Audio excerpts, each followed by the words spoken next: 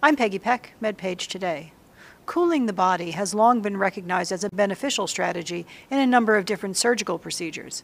Likewise, cooling the brain is known to protect neurons from damage, a fact that's been dramatically illustrated in cases where people, especially children, fall into frozen ponds only to emerge intact and unharmed when revived. A number of studies have sought to exploit a cooling protection, induced hypothermia, for the treatment of stroke, but the technique had not previously been investigated as part of a tandem approach to acute treatment of ischemic stroke, cooling the brain at the same time that clot-busting drugs such as TPA are administered.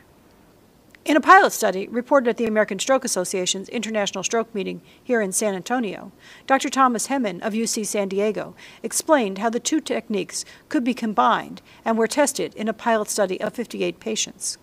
We found that when we did this, we were able to safely cool patients, combining the hypothermia treatment with thrombolytic therapy.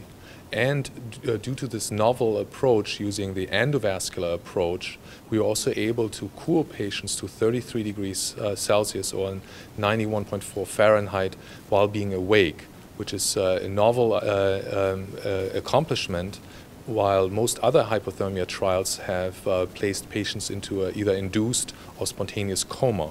But while the technique achieved the desired level of cooling, there was an unanticipated and unwelcome side effect. Yeah, so the pneumonia risk in this hypothermia patients was 50%, while only 10% in the normothermia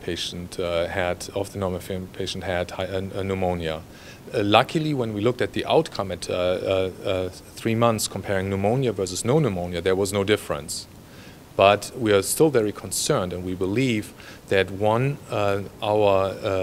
hypothermia can increase the immunosuppression patient undergo after cooling. And so what is well known is that when patients come out of the OR, the operating room, and they are very cold, that they are more likely to receive infections. Cognizant now of the pneumonia risk, Hemmen and colleagues are planning a larger scale trial. Yeah, the new study will include all patients when they receive TPA within 3 hours. They then will be randomized afterwards to receive hypothermia or normothermia. And this time, since we established now the safety of hypothermia together with TPA, we can give the hypothermia in parallel to the TPA. In the previous study we reported today, we gave the hypothermia only after the TPA was given. So this will enable us to induce the hypothermia much more rapidly. And just as every therapy after stroke, we believe that hypothermia will work more beneficial and more strongly if given earlier after the stroke. Two acute treatment strategies, cooling and clot-busting, that may be combined to achieve an effect that could be greater than the sum of its parts. In San Antonio, I'm Peggy Peck, MedPage Today.